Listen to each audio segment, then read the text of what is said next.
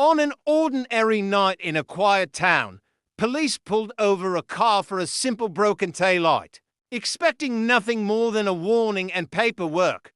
Instead, they uncovered a chilling secret hidden in the trunk: stolen military weapons and high-powered explosives capable of mass destruction. The driver claimed no identity, left no traceable past, and offered no explanation. Within hours, federal agents seized the case, erased the evidence, and vanished with the suspect. What began as a routine traffic stop spiraled into a classified mystery that authorities still refuse to talk about, leaving one haunting question behind. Who was this man, and what was he planning? Late on a quiet Friday night, the streets of Brookhaven were almost empty. Streetlights flickered against the cool air, and only a few cars passed by at long intervals. The town was used to calm nights like this, where nothing unusual happened and everyone felt safe. Police officers Stephen Burke and Carla Torres were finishing a long shift and expected the remaining hours to be uneventful. They drove slowly through the neighborhoods, keeping an eye out for anything suspicious, though they rarely saw more than a stray cat crossing the road. As they made a turn onto Pinecrest Avenue, a dark-colored sedan caught their attention.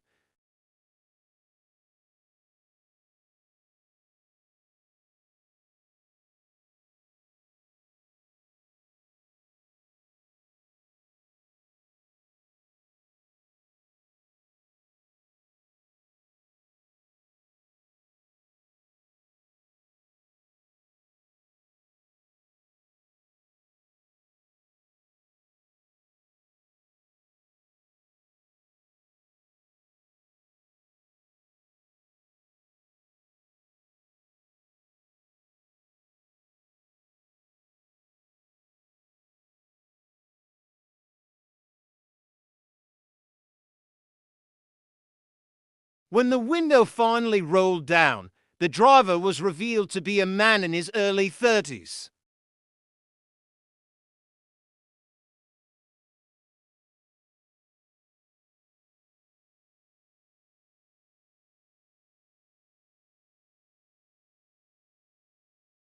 The air around the encounter seemed heavier than normal, like tension building before a storm. Officer Burke looked at the man's license. The name on it was Mason Hale. A quick check through the system showed no criminal record, no tickets, nothing to suggest he was dangerous or hiding anything. Still, his nervous behavior continued to stand out. His breathing was uneven. Sweat formed on his forehead even though the night air was cool. Officer Torres noticed the smell of chemicals faintly drifting from the open window. Not a familiar scent like gasoline or paint. Something sharper and more sterile. She signaled silently to Burke. He nodded and asked Mason to step out of the car. Mason did so slowly, moving stiffly as if worried every motion might be the wrong one. They asked him if there was anything in the car they should know about. Mason stared at the ground and did not respond. His silence made the situation grow more unsettling. Officer Burke decided to check the trunk. He pressed a button on the key fob and lifted the lid. The first thing he saw were dark metal containers stacked tightly together. Heavy-duty cases, the kind used to store equipment not meant for everyday use. There were straps, tactical fabric, and sealed boxes with warning labels. In that moment, the quiet small-town night changed forever. The officers realized they were not dealing with a normal traffic stop. They had uncovered something enormous and dangerous that did not belong on a peaceful road in Brookhaven. Backup arrived within minutes, lights flashing across the quiet street as more officers surrounded the car. The neighborhood, once peaceful and silent, now felt tense and alert. People peeked from behind curtains, trying to see what had caused such a dramatic scene.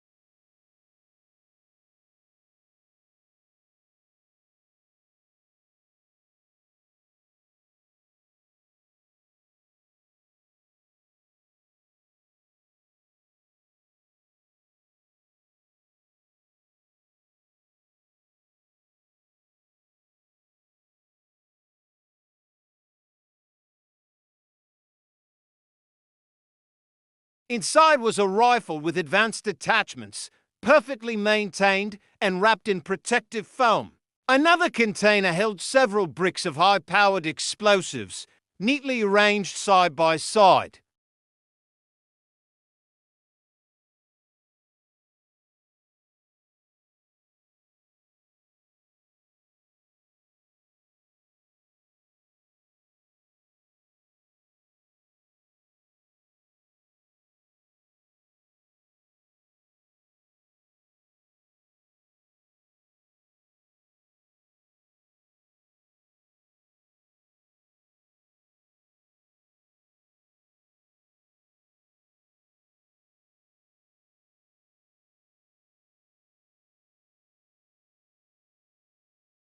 Detectives arrived and began taking notes and photos, treating every detail like the piece of a larger puzzle.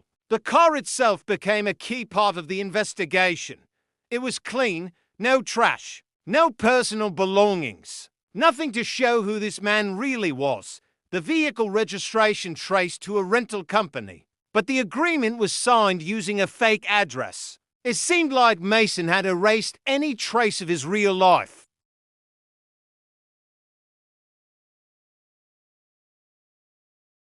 Thankfully, everything appeared inactive for the moment, yet the danger of what they found overshadowed any relief. Officers kept glancing at Mason, hoping for a reaction or hint. He stood there like a statue, eyes empty, saying nothing. Rumors spread quickly through the police radio.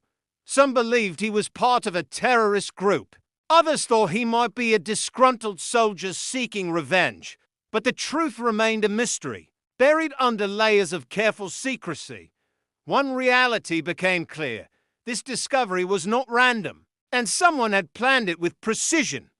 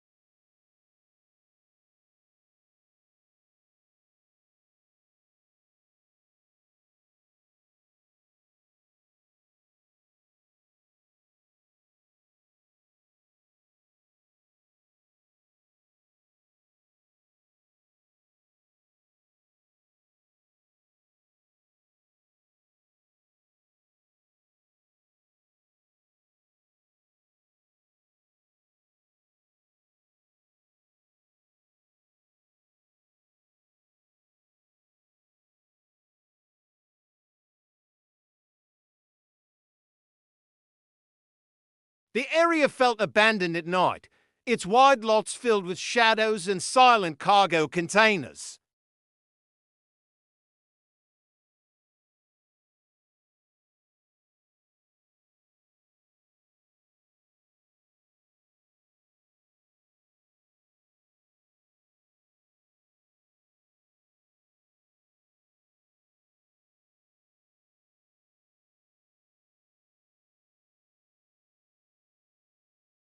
Inside, the air smelled like dust and machine oil.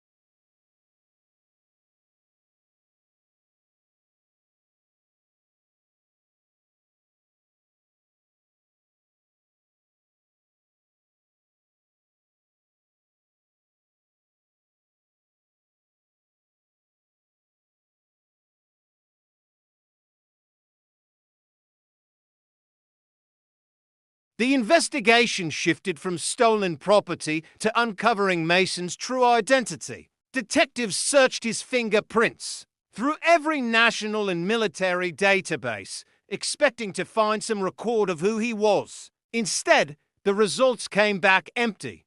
There was no history of him anywhere. It was as if Mason Hale had appeared out of nowhere. Even the driver's license he carried was confirmed to be a forgery.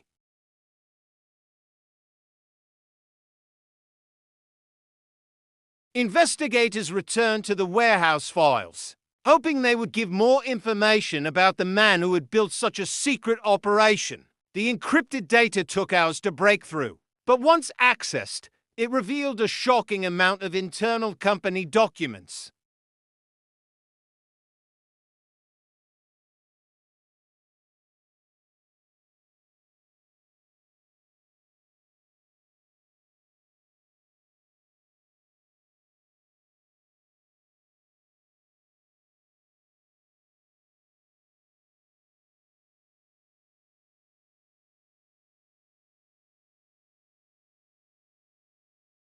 As the team studied the documents, they found more unusual details. Mason had created detailed reports about each illegal sale, including dates, names, and evidence that could not be ignored. It looked like he had been tracking these crimes for years, building a massive case against powerful organizations. The maps on the walls were not attack plans, but records of where the stolen items were being transported, where they were handed off, and who received the profits. Each red circle represented a place where another deal was carried out, and where violence might follow. If Mason was trying to expose corruption and stop illegal trades, then why had he collected the weapons instead of turning them in? Investigators wondered whether he feared the authorities were involved.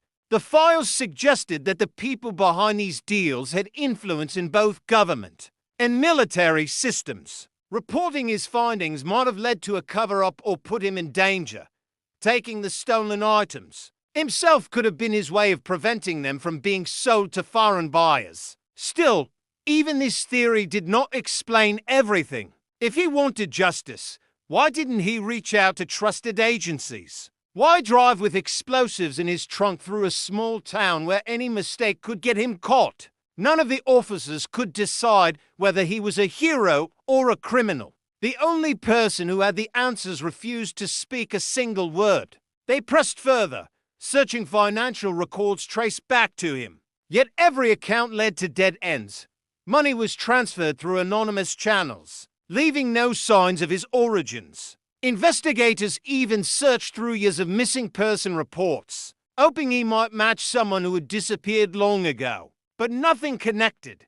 It was unsettling how completely he had removed or hidden his past life. Late that night, a federal agency requested all information gathered about Mason. They demanded reports, files, and even the encrypted data decrypted only hours earlier. The tone was strict and urgent. Local investigators realized that they were being pushed away from the case, as though they had uncovered something they were never meant to see. Mason sat in silence while the truth about him grew more complicated with every uncovered detail. He was not a ghost, yet his existence had been erased so well that he might as well have been. Whether his mission was to protect the country or expose its broken parts remained a mystery. The only thing the officers knew for certain was that they had stepped into a conspiracy, far beyond anything their small-town police force was prepared to handle. Before dawn, unmarked black vehicles arrived at the Brookhaven police station. Men in suits stepped out with briefcases and strict expressions, moving with urgency and authority. They identified themselves as federal officials, but showed only temporary credentials that no one had time to question. The order they delivered was clear and left no room for refusal. The case was now classified at the highest level. Local officers were to surrender all evidence and withdraw immediately. Every item collected over the past hours was carefully packed into sealed containers and loaded into the waiting vehicles, the computer towers from the warehouse, the crates of stolen weapons, the maps, the encrypted drives, even the car Mason was driving, all were taken away. The officers who had worked the case watched helplessly as the truth they had uncovered was removed piece by piece. It felt like their effort was being erased. Inside an interrogation room, Mason remained still and silent till federal agents entered, and the local police were ordered to leave. No one knew what was said behind that closed door, but when the agents walked out, their faces showed no hint of satisfaction or concern. They simply demanded that Mason be transferred into their custody. He was escorted out the back of the building and placed into one of the vehicles without ever giving the officers a single answer. By the time the sun rose, the convoy was gone. It left behind a station filled with confusion and suspicion. Officers Burke and Torres reviewed the events again and again, trying to understand what had happened. They were told that any further discussion of the case could result in disciplinary action. Reports were rewritten to make the traffic stop appear insignificant, as though the discovery had never occurred. Meanwhile, the warehouse was visited by more federal personnel. When the Brookhaven police attempted to check the location later, they found the building emptied completely. Only dust and scraped concrete walls remained. All the shelves, crates, and evidence had vanished in less than a day. Even the business registry for the property was wiped clean. It was as if the warehouse itself had never existed. Rumors spread quickly among officers and residents. Some believed Mason was an undercover agent who had gone too deep. Others claimed he had uncovered corruption within secret defense programs and was silenced before he could reveal anything. A few even wondered if he had been working alone, sacrificing his identity to keep stolen weapons away from the wrong hands. Each theory sounded more unbelievable than the last, yet none could be proven wrong.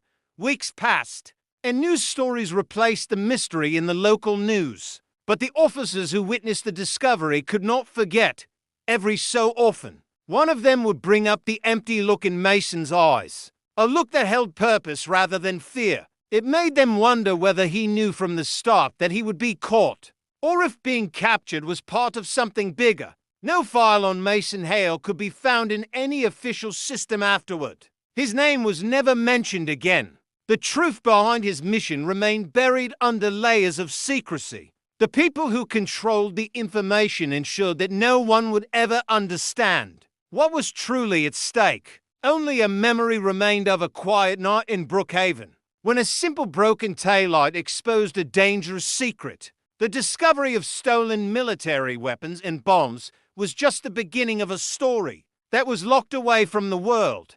And somewhere, the man who knew the entire truth disappeared into the shadows, leaving behind a mystery that might never be solved.